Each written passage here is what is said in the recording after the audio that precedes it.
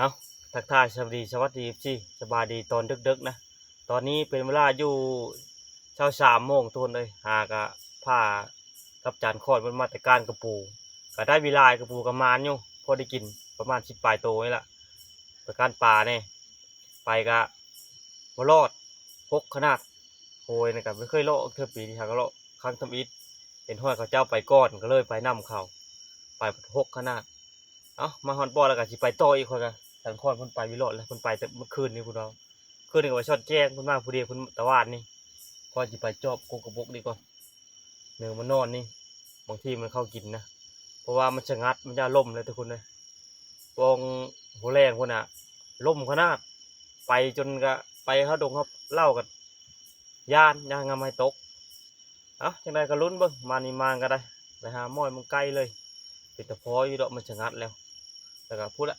ดาวประจันอยู่บางทีหมูมีมันกระเตนำกระปูกะช่วงนี้กระปูไข่มะหลายเติบ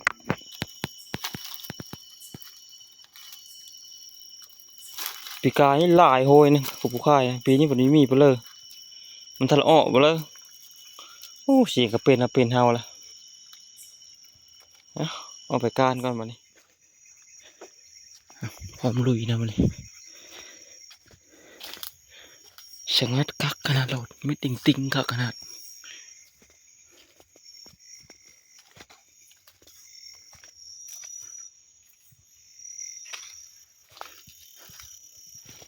เป่งปังนั่นดีกว่าไปนี่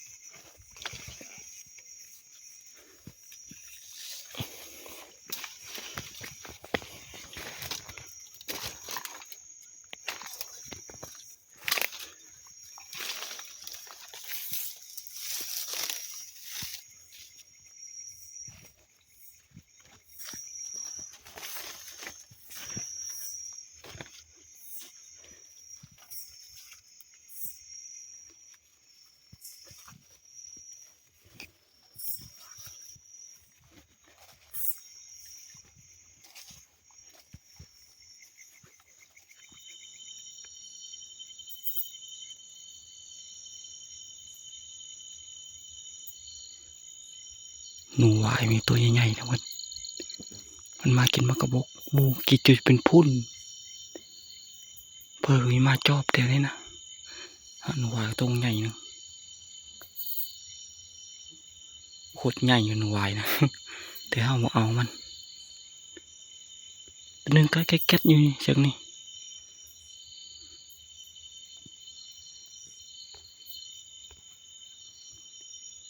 กัดเชิงนี่ตรึงนะ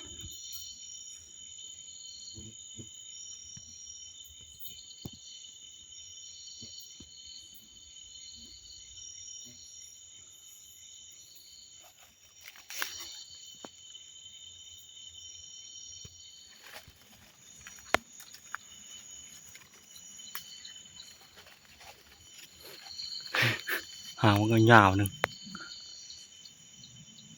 หนูวายป้ามากระทุนมาจะคักเลยทุกคนเลย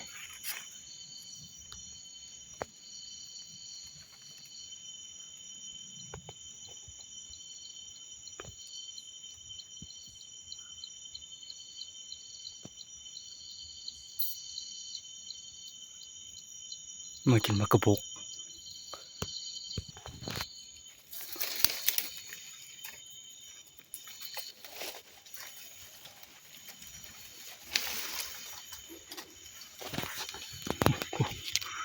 ไฟขนาด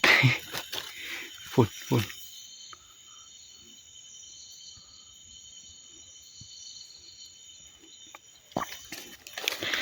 จนเป็นมัดแทนนี่นะหมูมายำแต่ก็ยังละเมิดมากระบกนะหมูเนี้ยกินขนาดนี่เปิดขาวๆอยู่หมูครบทุกมัดละปลาเพิงนี่นะแต่วันนี้มันมีเอามากิน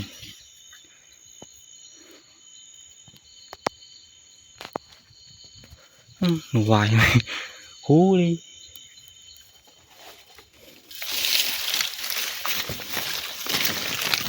ตัว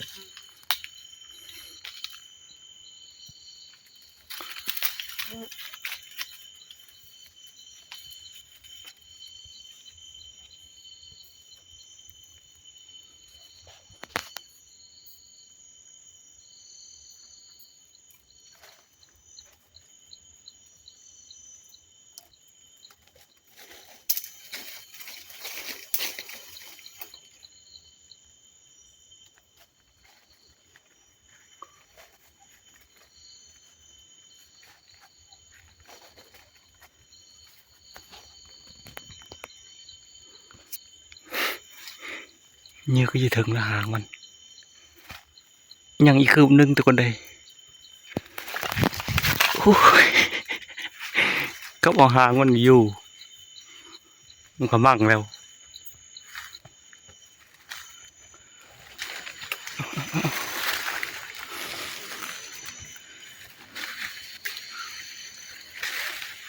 ก็มั่งแล้วพูดแล้วพูดแล้วปะเนี่ย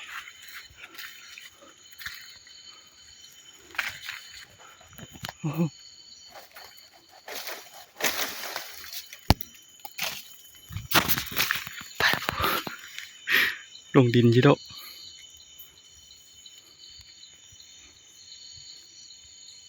ขึ้นไม้ละ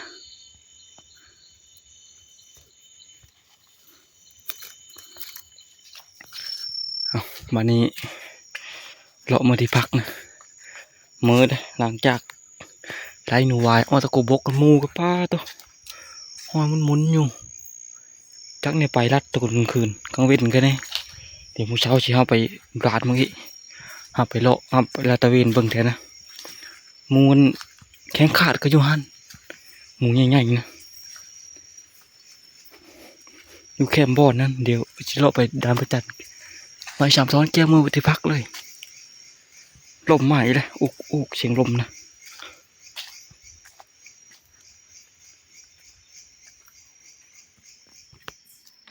มองบอลคือเก่าไป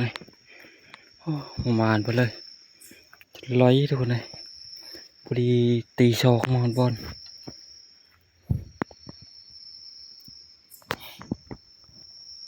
เฮ้ยมีประการใช่ปะแม่มาแล้วเลย ดาวจันทร์ พบอยู่บ่บอดาวไปเลยฮะทันใดก็มื้ออื่นเช้าทุกคนเลยพักผ่อนก่อนมวยเลย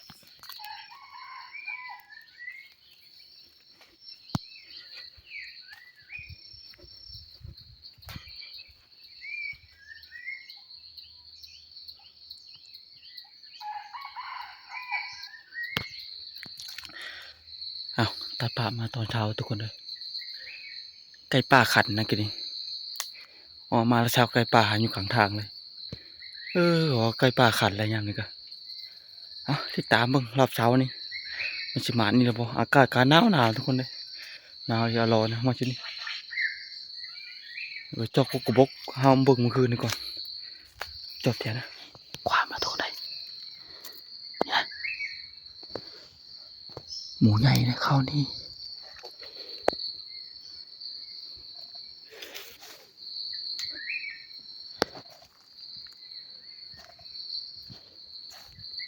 ลมออกมาเลยเดี๋ยวว่าไปก็มากระบกเลยเนี่ยมันซอย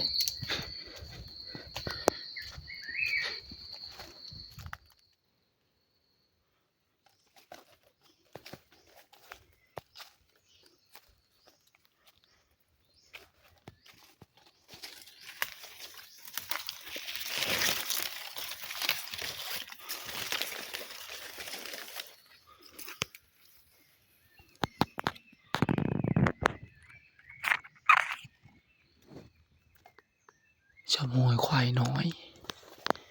โอ้ยมักใหญ่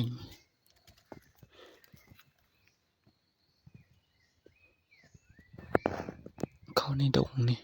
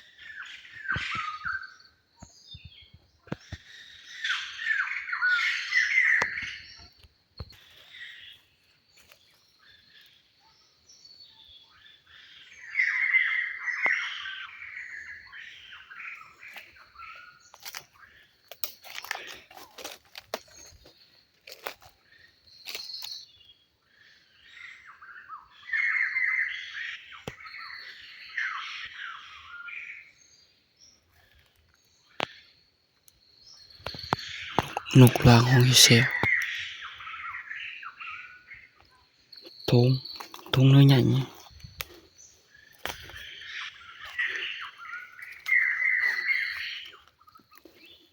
ขี้บ้านขี้ไม่ไหวไม่ตัวเลย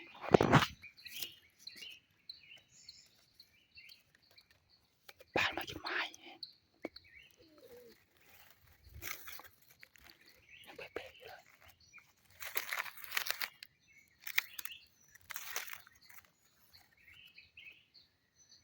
มันมากินไม้เนี่ย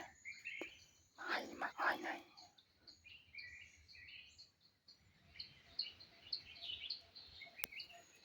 ก็ไม้ก็นกเขากินเชลนกเป้ามาทะละเฮานกเป้าเนี่ยเอาหลายอันดับหนึ่งเลยนะเป็น50เป็นตัวหนึ่งนะ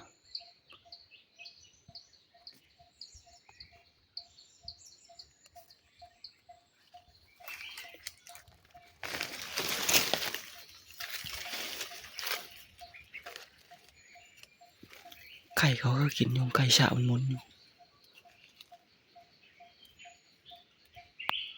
ผ่านมากินไม้นี่โดนกันแดงๆอยู่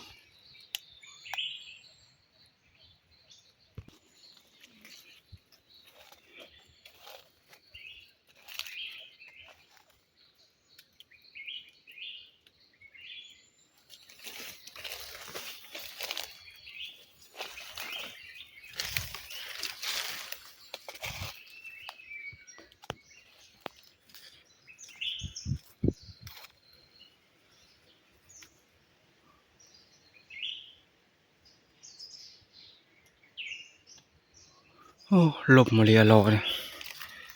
แจ้งมากลมคักขนาดนั้น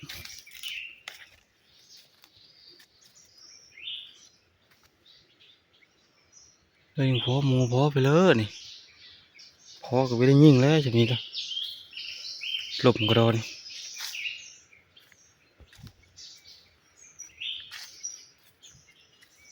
หมูยังมันออดาดแล้วโอ้ลมหนาวนี่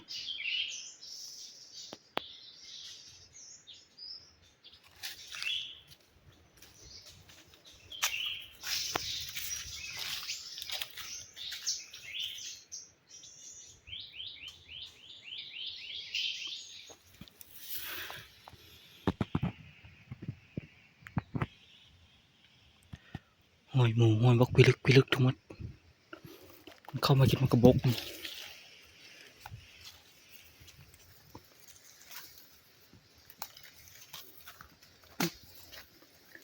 จุดหมุนมันกินแถวนี้นะ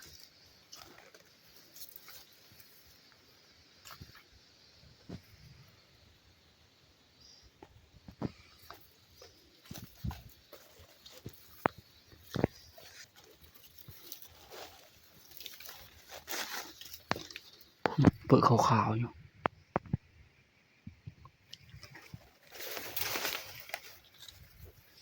จับมาทำกินคืนจับมากินกลางเว้นมีเคยทัดมันเตือนมากกนี่นะมาเลยแต่เปิดมัน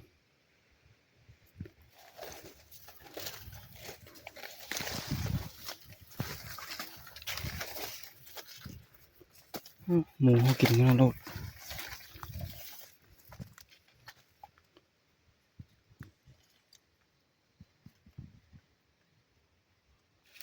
เห็ดแถวนี้กะไม้หักมัดหมูในเห็ดนะ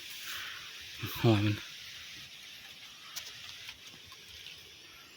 จักมันเห็ดเปิดมันเยาะเดียวเลยหมูนะอันนี้ทากมันทุกคนได้ทางหมูนะนี่มันรอดไปนี่ปอกนี่รอด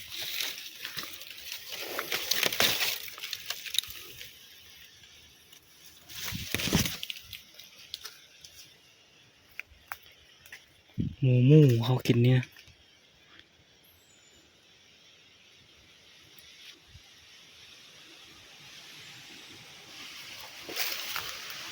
มันนั้นเลือดล่มกูว่าเลือดล่มมาเลยโลนะ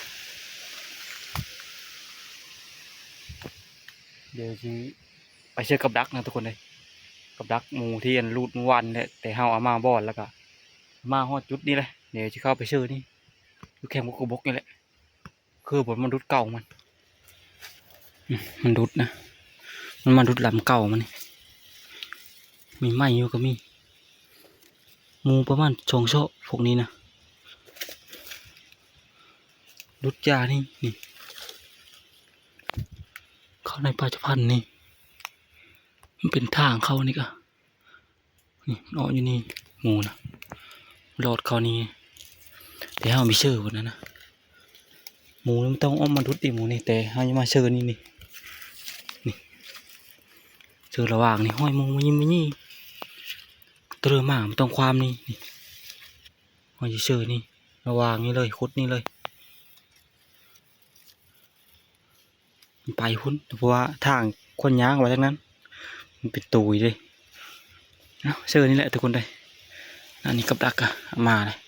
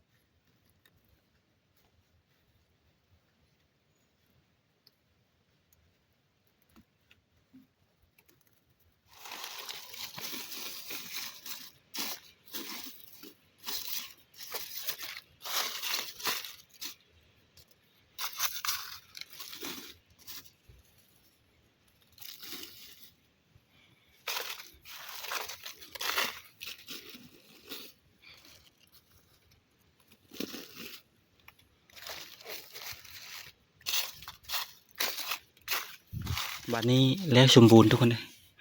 แต่มันก็น่าจะพิจารณาหน่อยหนึงนี่บัวตองมันเล่นนะเนี่ยเฮานี่ชายชลิงเนี่ยมันอยู่พี่มาจะคือนี่เพราะว่ากุ้งไม้มันน้อยทีนี้พอเท่ากลางที่กุ้งไม้ตัวนั้นดึงแล้วก็มาดึงกลางได้แล้วก็มาแยกจะคือนี่เอาบัวตองเล่นนี่ปกชายชลิงนะนี่โมงมันนะโมงนะเทียบประจับเลยตัวนี้นี่ได้อยู่4 โชตัวนี้ว่าใหญ่เลยเทียบไปเทียบมาอยู่นี่เลยหมูนะทางก็มีปีนแต่มันบ่ไปได้ทางนี่นะแต่ตัวนี้มันชื้อกว่ามารุดนี่อันนี้มันรุดปีกายยังบักเลิกหนึ่งมันยังมันรุดลำมีหมูนะเอ้า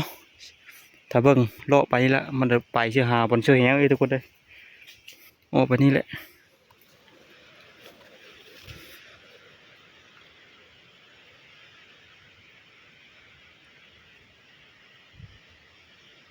ลมแห้งกันนะรถหมูรุดแตะอยู่ทุกคนเลยเต็มมัดดงเท่านี้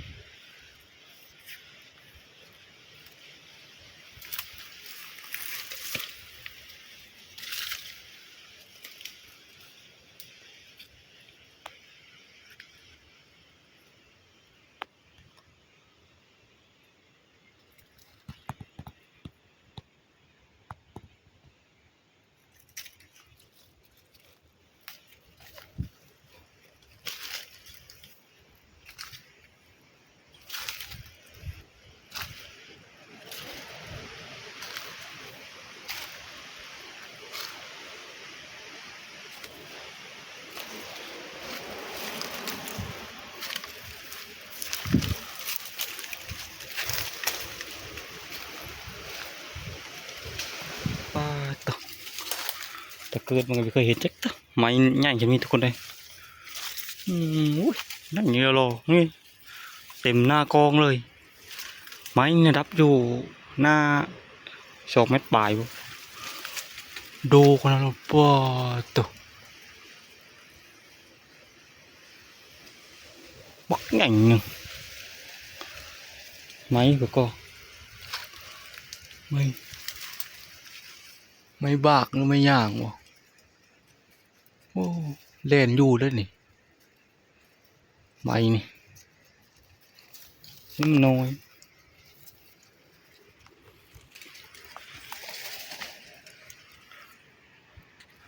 เลาะมองบอลนะงูก็ดูแตะๆอยู่แถวนี้นะถ้ามาเบิ่งทางมันเห็นอย่างนี้มันไปหมุนอยู่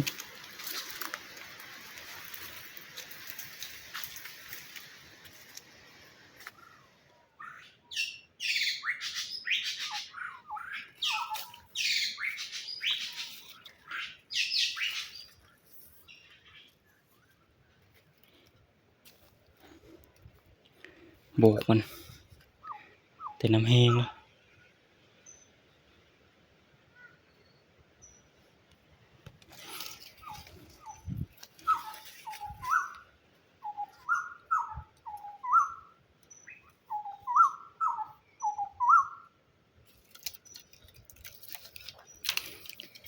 งูไม่ต้องก็คือถึงมันป้าต่อ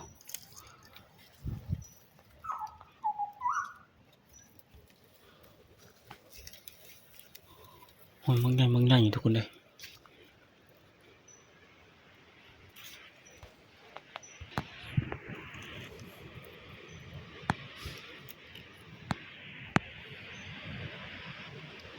สีนี้นี่มันสีนี่ก็จนเก่งจักพี่ทุกคนเลยความสูงของมัน1 2 3 4พอดีเบิ่งมันสีประมาณยูมูนะ80 เซนทุกคนเพ่งแอวความสูงของมันมูนะไอ้เหี้ยป้านี่ เรียบร้อยเลยดินะหอยมันยิ้มอยู่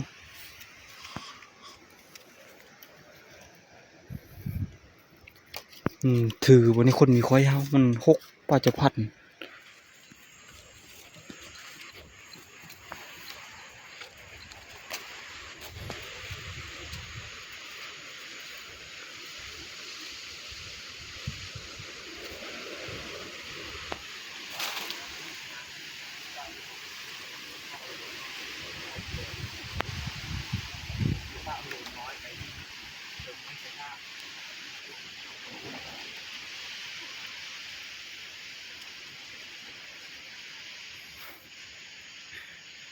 มาเนาะ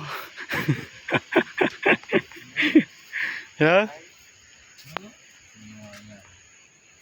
คือแฮวบ่นะ ได้แบบบังเอิญ เออ ได้น้ำแหลวยุ่มเพิ่ม แล้วยุ่งเมา ทางเนี้ย ดัดน้อยพวกทางคนไทยพวกโอ้มานี่จะโน มีเป็นตะยิ่งมันแล้วนะ เออ จับไก่ จับไก่กินสิ ไก่ก็กินไปออกเลยหากระบินขึ้น ไก่แต่บ่ท้องมันทะเลเข้ามาทุกคนเลยคอยกะออกไปหาเชือกกับดักมาแล้วก็พอแต่ล่มเป็นแต่ยากกันนั่นเฮาไปแล้วก็อู้มีแต่ล่มพวกไม้แต่ละโคกปลาต้นโน้นนานเสร็จป่ะ เดี๋ยวห้องเม็ด ฮะ ห้องร้อง โอ้โหตรงนั้นแหละโฮโด จักบ่รู้มันโตนโจโหอ่ะออกมาแล้วว่ะมะแรงลุยโตยไปดามาปอแล้วมะแรงไกลเลยทุกคนเลยเฮ้พระเอกก็มาแล้วนั่นเลย ไอ้แต่พอลมก็ได้นี่หัวรอดย่อม หมูอีล่ะ หมูล่ะได้กระแดงล่ะ ตะกระแดงอีล่ะ ทั้งหมูทั้งลิงโอ้โห ถือบ่แฮวนะ มีถือ อีถือ มาจะมีจะได้ไหมอ๋อจะอ๋อ ลมบ่กะละ ลมพลาดสาวชีวิตไปเซ็งฮะเนาะ เอ้าถ้าข้าวชุบทุกคนเลยบ่ทองเพิ่นก็ได้แต่พอหมูก็ได้บ่ได้ตุยเชื่อช้ำมีแต่ข้าวชุบก็ไอ้กินนะมื้อนี้บ่จังคอนบ่โอ้หมูในหมูได้หมูแรงไงได้ มือเข้าไปก็มอยเลยเต็มนะ เห็นเลยนี่นะเปลือนโทรเอาหมูหนึงมาละ เนาะ มาข้าวมันคืนมาผลสุดท้ายไม่ได้กินนี่ ยังอยู่ เออยังหลายเติม ยังเจ็ด นี่สรุเนาะทิมเข้า เรื่องน้ำตาล ทิมหลายเธอละชุกโลอันนี้นะ ยุ่มใช่ไหมเอาโบกตั้งอยู่นี่นะ มาเพิ่มอีกผู้หนึงมานี่ผ่านใหญ่ อ๋อใส่มาคือจินโมจำแจ้วแล้วบ่ห้องเลยเชื่อช่วยเลย โยหมูก็คือว่าแล้วเพื่อกับพี่พยายามชุดก้อนนี่ พูดจะพยายาม อันเจ้าป้าชงชาติเปิ้นปล่อยมาสิช่าง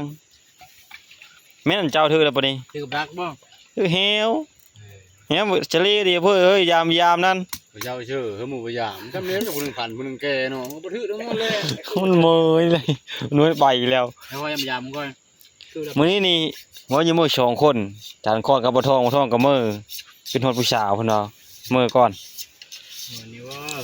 จำมาจ้ะ ต้มไก่ประเภทหรือแกงไก่นะ ยังวะ แกงเฮ็ดตามนั่นแหละแกงเฮ็ดตามต้องหาบ่ทองเออเฮ็ดตามป่ะเอาคืนนี่บ่ เอาคืนนี่ผู้จอบหมูอยู่เฮ็ดจับมันโลนั่งเมื่อยเหลวเพิ่งเฮ็ดจับอยู่ในหลัง เฮ็ดตามบ่รู้จักเอาโลตะคิดิดนะ เดี๋ยวมันกำลังเริ่มขึ้นยืนจู เอาเฮ็ดตามมาพร้อม มาเลย ไปตาฮอดตากระแดงมื้อคืนเนี่ย หมนะกันไปฮอดตากระเดกโอ้เดี๋ยวหมูนี่ เออ ไปเช้านี่ยังเห็นหอยมันนั่ไปรัดแล้วกุ้งเขาได้พวก เออ หมูนั่น หมู หมูมันละ มื้อแรงยังไปจอบเบิ่งจ้ะ ไปจอบบ้างเลยมีโอกาสได้เห็นไหนมันคันละกินกกบกนั้นน่ะ กินแล้วมื้อแรง คันละกินยังกินกองไม้กองพูนอยู่นั่นมัน แกงไก่ทุกคนเลยสุกแล้วแกงไก่เฮ็ดตาบป่ะครั้งแรกได้ปีนี้นะไก่ป่าเฮ็ดตาบ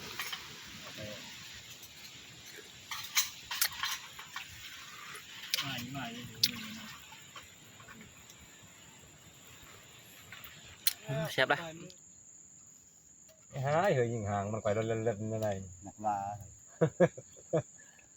โอ้เอาโบงไม้เลยลงเจ้า เดี๋ยวคอยด้วย โบงพิการเฮ็ดอันนี้ ดักอะไรเขาเชิงไว้ เอาบ้งไหมเจ้านี่เชิงไว้พี่ละ พูดหมูดุก็ละมองนอกการนี่แข็งแน่ ไม่ได้หมูดุเนาะหนังหมูรอบนี้ได้ยัง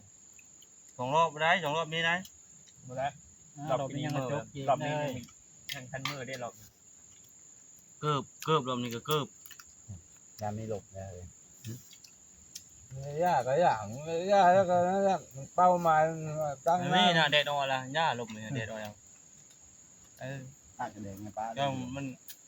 มันลบอยู่ทุกคนนั่น ไหลรถดีดุดเฮาอันแคมห้วยละ ว่าเดี๋ยวนี้เคยตั้งจืดไหมได้กินแหละเมืองกับบัตรยาตั้งจืดน้าแหว เห็นดอก ไปพื้นคำว่านท่านรุดคุณกิน จุกๆโลด ใส่เช้าไปกินเพื่อแล้ว ประมาณก็เปิดอ่ะกับพอยเฮ็ดนกว่าจะตั้งตื่นเนาะเด้อแล่ก็มาให้นั่นเด้ โน่นเดี๋ยวนี้เด้น้องกุ๊กบกนี่เด้ไปวันนั้นปกตินั่นก็แรกอยู่ กินข้าวกินน้ำอิ่มบัดนี้กินได้เด้ปั่นเพิ่นเด้ ปั่นปลาเอ้ย ปั่นเอาสองคนอยู่เนาะอีมือกันเนาะ